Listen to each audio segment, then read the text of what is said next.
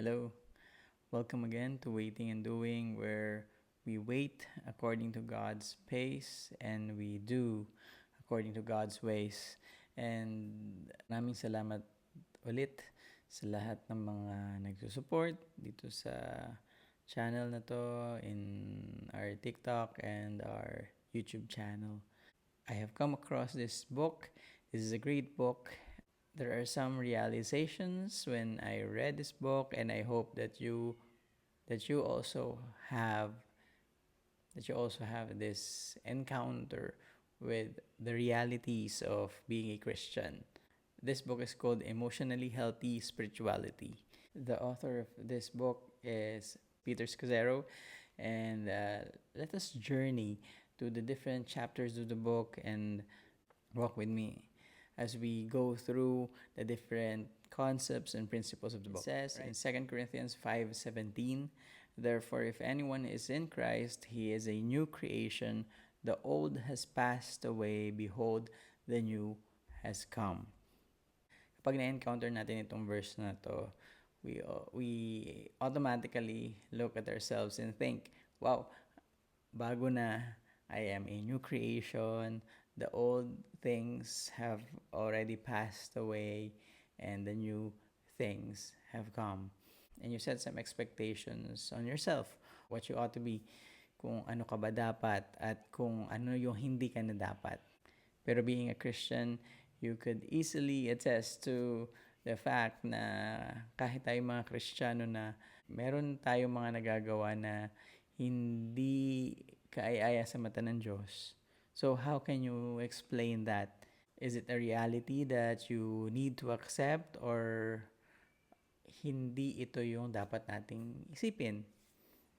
Kapag meron tayong mga na-encounter na ganito sa buhay natin, ang usual response natin is really to do the things that we normally do. Encounter these things in our Christian walk. Yung mga things na hindi natin maipaliwanag, like things na dapat we assume na hindi na dapat nangyayari sa isang Kristiyano. We do things para ma-outweigh ulit ito, para mag-change yung ating situation or yung circumstance natin. What we do, which is not wrong, pero we put our faith in these things, ay yung we sing songs, o kaya dinadamihan natin yung prayer, o kaya mas dinadamihan natin yung Bible study, mas umattend tayo, o kaya mas nag-fellowship tayo with other believers. There's nothing wrong with that, and I recommend that you do that. Kaya lang, if we are putting our faith not in God, but in those things that we do, then dun nagkakaroon ng mga expectations na hindi tama in our Christian walk. Kasi marami pa namang nangyayari sa ating buhay na hindi natin napapansin because we are relying too much on the behaviors that we do. Sabi nga ng author dito, we are made up of deep layers that exist well beneath our day-to-day awareness. Ang sabi niya dito, para siyang iceberg na yung behavior natin, how we respond to things, kung ano yung nakikita natin at ng tao, 10% lang ito nung actuality ng ating whole well-being. Yung nagre-rely ulit tayo sa works, relying on God, we are relying on the things that we do. By becoming aware of these things, mas naiintindihan natin kung sino tayo, kung sino si Lord, and how we can interact with God and with other people. Speaking of the title, we are talking about emotionally unhealthy spirituality, wherein we are talking about the health of our spirituality based on our emotions, based on our inner beings, on how we are acting and how we are responding in the faith that we have.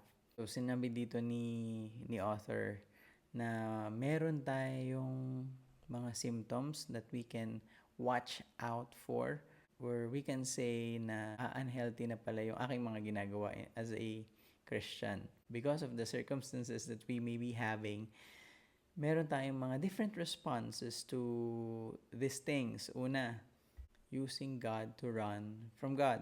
Dito pumapasok yung mga works natin na okay, dahil merong mga nangyayari sa buhay ko na meron akong mga nagawang kasalanan, then I will work harder para mas satisfy, not God. Pero in actuality, we are serving ourselves. We may be doing things in God's name, pero hindi naman niya ito pinagagawa sa atin. Instead of surrendering ourselves to God's will, ang nangyayari, Lord, mag-surrender ka sa will ko. We want to be admired for the Christian behaviors that we do. Sometimes meron tayong mga pinupush na theological points, pero ayaw natin talagang mag-rely on the truth of God. Minsan nagiging judger pa tayo. We are using the Bible to devalue others. Minsan nagiging competitive pa tayo in the works that we do for God. At the end of the day, when we are using God to run from God, we are actually shielding ourselves from knowing and understanding the truth. Tapos, ginagamit lang natin si God as an excuse. Pangalawa, ignoring sadness, anger, or fear. Again, when we look at ourselves, our emotion is part of who we are, how God created us. And there is nothing wrong with our emotions. It's actually the response to these emotions that can tell if what we are doing is good or bad. If we tend to categorize yung mga anger natin o kaya mga fear, and then nilalagay natin siya sa category ng sin, then it is not the truth. To feel is to be human. Minimize or deny what we feel is a distortion of what it means to be image bearers of God. To the degree that we are unable to express our emotions, we remain impaired in our ability to love God and ourselves well. Why? Because our feelings are a component of what it means to be made in the image of God. To cut them out of our spirituality is to slice off an essential part of our humanity. Next, dying on the wrong things. If you know this verse in Luke 9:23, Jesus said, "Whoever wants to be my disciple must deny themselves and take up their cross daily and follow me." Automatically, when we look at this verse, ang thinking natin, lahat ng buong pagkatao ko, wala na when I started following Christ. When we compare this scripture to other verses in the Bible, hindi naman yun yung intention ni God when He said this to us. When we define denying ourselves as really forgetting who we are, then we will also transition to that interpretation wherein the miserable we are, the more Christian I am. The more suffering you have, the more God loves you. Yung personhood mo, kalimutan mo na if you want to be part of God's kingdom. In reality, what God wants us to deny ourselves from is our sinfulness. Ating hypocrisy, yung stubbornness natin, yung judgmentalism, yung lack of vulnerability, yung mga obvious sins na ginagawa natin. Yun yung gusto ni Lord na hindi natin gawin. Ganda lang dito ng isang point ng author. We are not called by God to die to the good parts of who we are. God never asked us to die to the healthy desires and pleasures of life. Yung friendships, yung joy, yung art, yung music, yung beauty, recreation, yung laughter, yung nature. God plants desires in our hearts so we will nurture and enjoy them. Often these desires and passions are invitations from God, gifts from Him. Yet somehow we feel guilty unwrapping these presents. Next is denying the impact of the past on the present. Ang isa sa mga expectations na nilalagay natin on ourselves is that when we started following Jesus Christ, na lahat ng Pasko ay makakalimutan na at di na ito makakaapekto sa atin. That is not true. Sometimes yung mga sins na ginawa natin before it starts creeping back in, yung sinful nature natin will remind us of what we were doing before when we were not Christians yet. Sometimes yung mga past natin when it comes to family or the things that we did in the past, bumabalik siya, and it can be a struggle for some of us to avoid and to really resist doing it again. Pero we have to face that reality that nandun pa rin siya. But you know what? Another reality is, kasama na natin ang Diyos, na kahit dumadaan tayo sa mga ganitong mga pagsubok, or nare-remind tayo ng mga sins na ginawa natin in the past, we already have God in us, indwelling in us, who will transform us and will guide us to the things that we need to do. Yes, as Christians, isa pa sa mga ginagawa natin, inihiwalay natin yung quote-unquote secular at saka yung godly na ginagawa na activities that we do. Okay, iba ako pag Sunday, iba ako pag uma-attend ako ng services, tapos yung Sunday ko, binibigay ko na kay God. Lord, ibigay mo na sa akin yung Monday to Saturday. Christian activities ang gagawin ko pag Sunday. Tapos, akin naman itong mga activities yung gagawin ko from Monday to Saturday. Which we should not be doing. Jesus is the Lord of all, and Jesus is the Lord in all. He should be the one leading us in all aspects of our lives. Symptoms dito, doing for God instead of being with God. Ang ganda nitong point nito because when we start our Christian walk, ang gusto talaga natin is really to serve God. Tama naman, di ba? Gusto natin to serve Him, to really spread the gospel, to be disciples of Christ. And again, it's something that we are to do as followers of Him. Pero sometimes we are missing out on the part that we are delighting in Him when we are doing these different activities na sige, gagawa ako ng activity, kailangan sa umaga gagawin ko to, share ako ng gospel, tapos sa hapon mag-meet ako ng people, tapos magba-Bible study ako. Pero dahil sa dami ng activities na to, what are we really missing out? The delight in the Lord, na lahat ng mga ginagawa natin is for Him. At ang isa pa dito, we are also delighting in Him, that He is present with us when we are doing these things. Next symptom, spiritualizing away conflict. Again, lalo na sa atin mga Pilipino, ayaw natin ng conflict, ayaw natin ng mga confrontation. Ang gusto ni Lord is for us to be united, right? Gusto ni Lord na tayo ay nagkakaisa sa atin, sa ating mga grupo ng mga naniniwala sa Kanya. Pero, ang isa pang reality, nagkakaroon tayo ng conflict.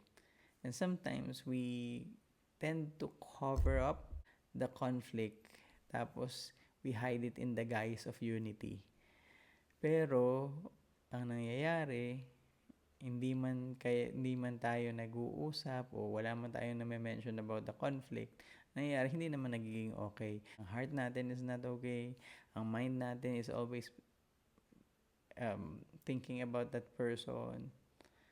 Tapos, yung actions natin lumalabas na hindi natin talaga kasundo yung mga tao na nakaka-conflict natin, kakaroon ng confrontation. Yun yung dapat natin i-work out as part of the body of Christ. Next symptom is covering our brokenness, weakness, and failure. Ating Christian walk, may mga scars pa rin tayo of the past. Pero ang ganda lang how the scars of the past reminds us of how God healed us so that we can be better transformed men and women of faith. At ang nagbigay ng healing na ito ay si Jesus Christ. Lastly, ay living without limits. Basahin ko yung sinabi dito ng author. Few Christians make the connection between love of self and love of others. And sadly, many believe that taking care of themselves is a sin, a psychologizing of the gospel taken from our self-centered culture. Emphasize pa dito si author. It is true we are called to consider others more important than ourselves. We are called to lay down our lives for others. But remember, you first need a self to lay down. We are to serve other people. We are to mind other people, but we also have to think of ourselves. We have to care for ourselves. It is not wrong to look out for your health, for your well-being, for your emotions, for your whole well-being. Okay lang yon, because if we are healthy, then we can help other people be healthy as well. We learn from the symptoms na if we are already on that path na ginagawa natin itong mga bagay na ito, then take it as a warning or a caution for us na meron na pala akong may ginagawa na napapapunta na sa hindi tama. And so we will also ask God kung ano ba yung dapat gawin. We will also learn from the book kung ano may dapat nating gawin. But ultimately, we ask God, we learn from the Word of God, we listen to Him, and we apply it in our lives. Christian walk is never easy. Yung Christian walk natin, hindi ito madali. It is a marathon nga sinasabi ng iba. Pero, ang ganda lang. We are walking in faith. We are not walking alone. Nakasakasama natin ang ating Panginoon every step of the way. Don't you ever forget that God loves you, God cares for you, God is good, and God has great, great, great plans for you. It's never easy because we are walking the world that is not perfect, a world na ayaw yung holiness ni God.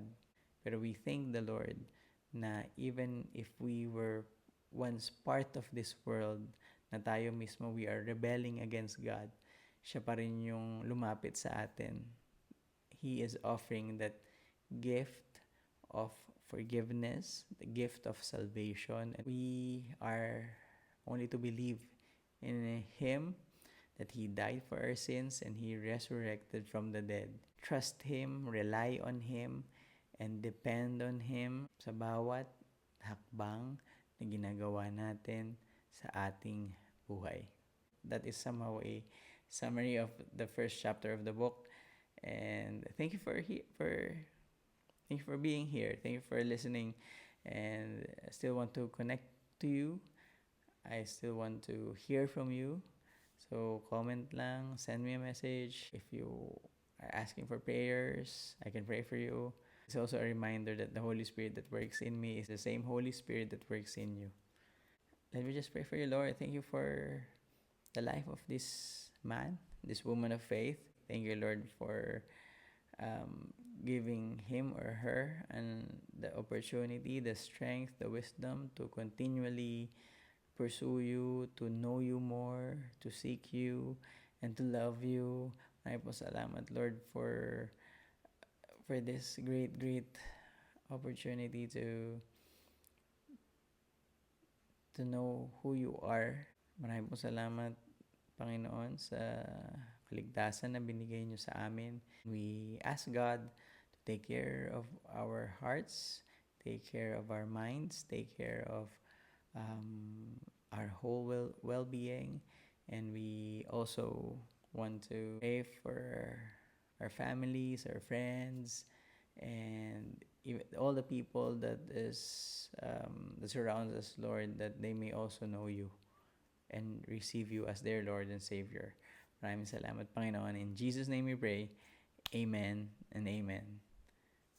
Again, thank you for watching Waiting and Doing, where we wait according to God's pace and we do according to God's ways.